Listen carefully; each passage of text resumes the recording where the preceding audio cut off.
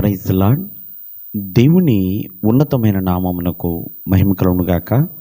ప్రభు నామమున మీ అందరికీ హృదయపూర్వక వందనాలు. ఈ ఉదయకాలము దేవుని వాక్యాన్ని విందాం. కీర్తనల గ్రంథము 1:5. కాబట్టి న్యాయ విమర్శలో దుష్టులను, నీతిమంతుల సభలో పాపులను నిలవరు.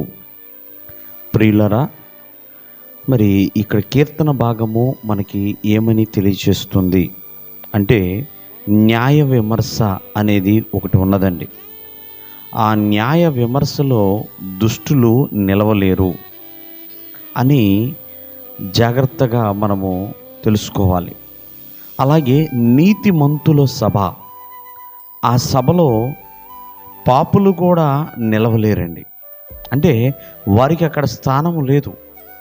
ఒకవేళ ఇక్కడ ఈ భూమి మీద బ్రతుకున్నప్పుడు న్యాయము చేయవాడు, ఎంతోమందికి న్యాయం ప్రకారంగా నడుచుకునేవాడు ఎగతాళిగా ఉండొచ్చేమో, నీతిమంతుడిగా జీవించేవాడిని ఎంతోమంది చూసి గౌరవించకపోవచ్చేమో. కానీ దేవుడు ప్రతి ఒక్కరికి కూడా న్యాయ విమర్శ చేయవాడండి. మరి అటువంటి నీతిలో, న్యాయములో అటువంటి దుష్టులు, పాపులు నిలవలేరండి. అందుకని ఈ భూమి మీద బ్రతుకున్నప్పుడు దుష్టుల ఆలోచన చొప్పున నడవబాకండి అని దేవుని యొక్క వాక్యం సెలవిస్తుంది.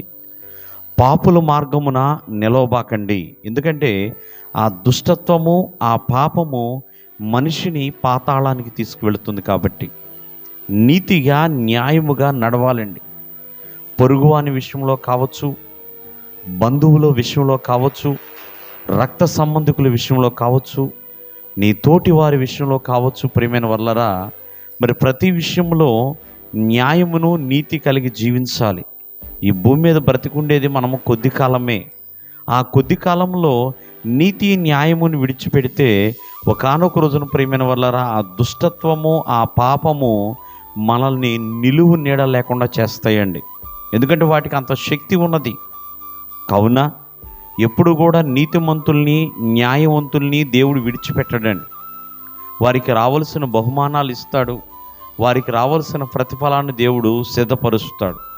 కావున ఎల్లప్పుడూ కూడా నీతి, న్యాయమును అనుసరించే వారిగా ఉండాలి. దేవుడు మిమ్మల్ని ఆశీర్వదించును గాక. ఆమేన్.